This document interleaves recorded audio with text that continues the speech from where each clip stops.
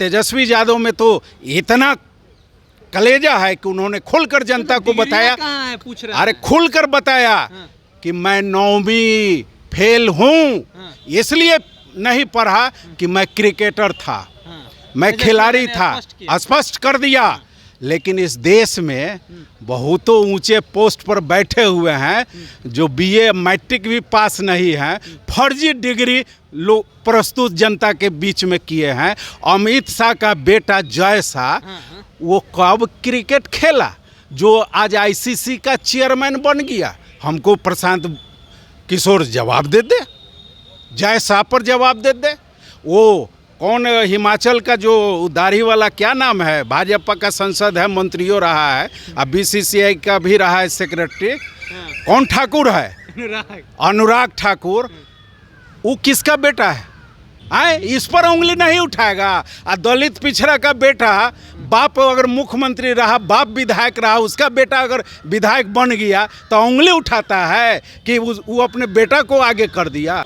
प्रशांत किशोर का कहना है कि 2025 में हम मुख्यमंत्री बनेंगे, अगर हम 220 सीट जीत रहे हैं तो ये हमारी हार है। यानी कि उनका कहना है कि 225 नहीं सीट जीतना है, 243 का 43 जीतेंगे तब जाकर के होगा। 243 विधानसभा पर वो लड़ने वाले हैं, एक सीट पर कम नहीं लड़ने वाले हैं। तो हमारे साथ में बातचीत करने के लिए ललन प्रसाद साहू जी हैं।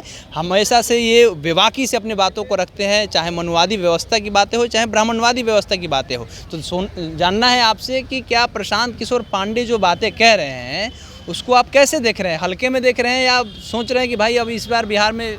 देखिए सर, आप सुनते होंगे, पुरानी कहावत है कि बादल जब गरजता है तो बरसता नहीं है। और जो व्यक्ति यह कहे कि 225 सीट नहीं 243 हम जीतेंगे और मुख्यमंत्री बनेंगे, तो ये तो आश्चर्यजनक और सोचनीय विषय है। वो 3% वाले हैं। प्रशांत किशोर पूरा टाइटलवा क्यों नहीं डालते हैं कि हम प्रशांत किशोर पांडे? वो अपने जाति में मीटिंग करने नहीं जा रहे हैं, इसलिए कि उनके जाति बहुत बुद्धिमान होते हैं। वो किसके पास जा रहे हैं? वो हमारे आदरणीय तेजस्वी यादव जी जो SC ST OBC के हक अधिकार की बात करते हैं और सभी जाति A to Z की बात करते हैं और सभी जाति को उप मुख्यमंत्री बनने पर नियुक्ति प्रदान की, बिहार की जनगणना कराई, उनको डैमेज करने के लिए वो SC और OBC में पैसा का लालच दे दे कर जा रहे हैं। तो वह अब का OBC SC समाज बुर्बक नहीं है, उनका पैसों खाएगा।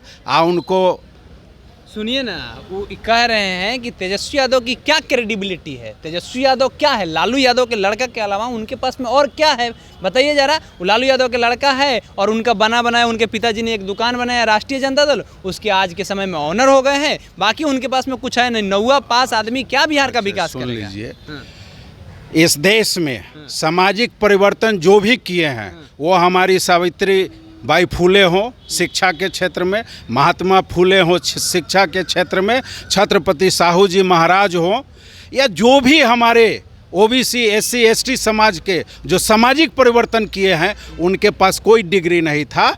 और वो खुद वो इतने अच्छे चिंतक थे कि स्वतः डिग्री वाले उनके सामने नतमस्तक होते गए हैं।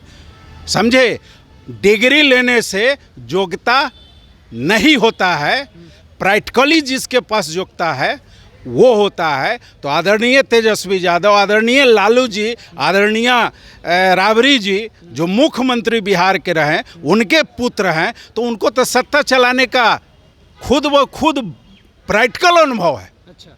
यहाँ डिग्री की कोई ज़रूरत नहीं है। और तेजस्वी यादव में तो इतना कलेजा है कि उन्होंने खुलकर जनता को बताया।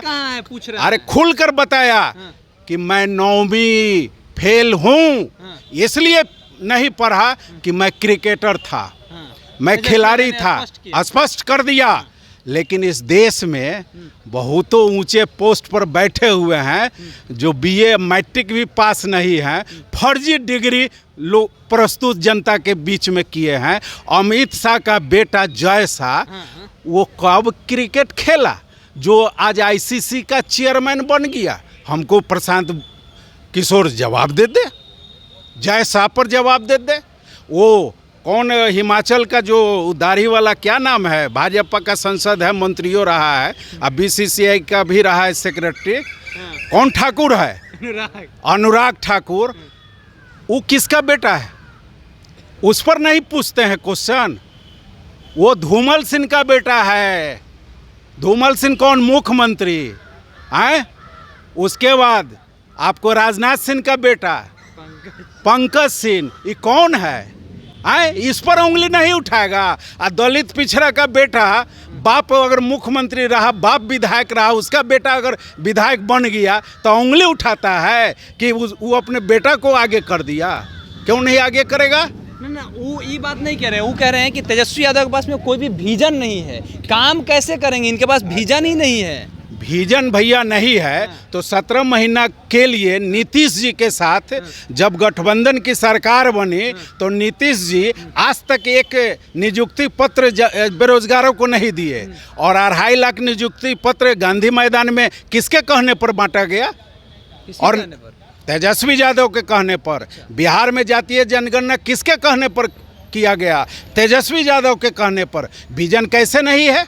विजन है, विजन है तब ने इतने 5-5 लाख लोगों को नौकरी 17 महीना में दिया गया, और बिहार की जनगणना भी करा कर और 65% आरक्षण दिया गया, जिसको बिहार का हाई कोर्ट ने रद्द करने का काम किया। और ये नीतीश कुमार अगर जनगणना के पक्षधर रहते तो 9वीं सूची में 65% आरक्षण को लिखने का काम करते हैं। जी हमरा एक बात बताइए, इतना ज़्यादा सब कुछ काम करवे किए तेजस्वी जी, हमें एक बात बताइए, प्रशांत किशोर का ये कहना है कि इस बार जो हम टिकट देने वाले हैं, महिलाओं 40 महिलाओं को टिकट देंगे और 70 मुसलमानों को टिकट देंगे। तेजस्वी यादव अपने पार्टी में इतना ज़्यादा मुसलमानों को वैल्यू नहीं देते हैं। वो मुसलमानों के लिए सम्मेलन करा रहे हैं, प्रेस कॉन्फ्रेंस करा रहे हैं, बहुत तादाद में मुसलमान समाज के लोग आ रहे हैं। हदीस और कुरान का वो आयात पढ़ करके बता रहे हैं कि सबसे गरीब और सबसे मतलब बुज़दिल लोग कोई है तो आज के समय में मुसलमान लोग हैं जिनके पास में ज्ञान नहीं है। देखिए तेजस्वी जी,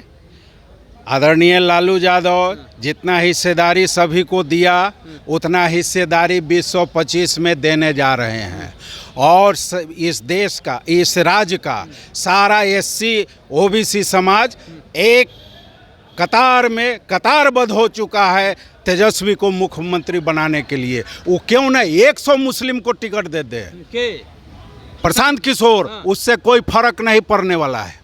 काहे फर्क ना पड़ेगा? नहीं पड़ेगा। मुसलमान खुश हो जाएंगे ना, वोट दे देंगे उनको। नहीं, सिलाई मशीन दे रहे हैं। अरे उसका विजन ही नहीं है। जिस मुसलमान को उसका RSS मोहन भागवत और भाजपा RSS कहता है कि मुस्लिम को इस देश से भगाओ, और उसी का B टीम प्रशांत किशोर है, उसको मुसलमान वोट देने जाएगा? कैसे बात कर रहे हैं? वो टोपी पहन कर उनका वो पहनने दीजिए, वो पैसा पर जा रहा है मुसलमान। हाँ, पैसा।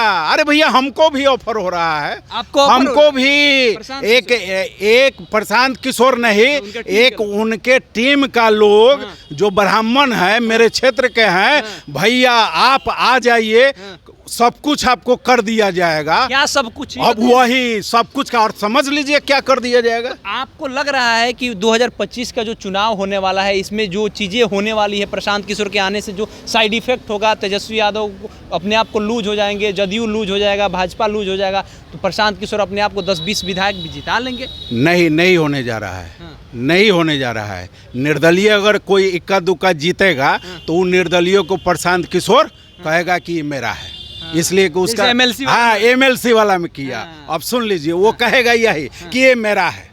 डर भाई ना है RJD को, तेजस्वी को डरना है? क्यों डर रहेगा? क्यों रहेगा डर? हम अगर जनता हित में काम किया, हमारी पार्टी काम की है, तो तेजस्वी यादव बिहार का मुख्यमंत्री बनेगा, और बिहार की भलाई उसी में है जब तेजस्वी यादव मुख्यमंत्री बनेंगे। बिहार की भलाई उसी में है। क्या जतीयता तेजस्वी यादव किए नियुक्ति पत्र बांटने में? नहीं किए, तो फिर सभी जाति धर्म के लोग देंगे। वो A to Z के साथ असली B to Z party RJD है और तेजस्वी यादव है, और टोटल लोग उस पार्टी को, राष्ट्रीय जनता दल को पूर्ण बहुमत की सरकार देकर रहेगा 2025 में। चलिए 2025 में पूर्ण बहुमत के साथ में राष्ट्रीय जनता दल की सरकार बनेगी। प्रशांत किशोर पांडे को लेकर के ये साफ तौर पे कह रहे हैं कि ना वो 3 में रहेंगे ना 13 में रहेंगे, 2025 के बाद में विदाई हो जाएगा। आपकी क्या प्रतिक्रिया है लिखिएगा कमेंट बॉक्स में। हमारा नाम केशव यादव है, पब्लिक स्टेशन आप देख रहे थे। बहुत बहुत धन्यवाद।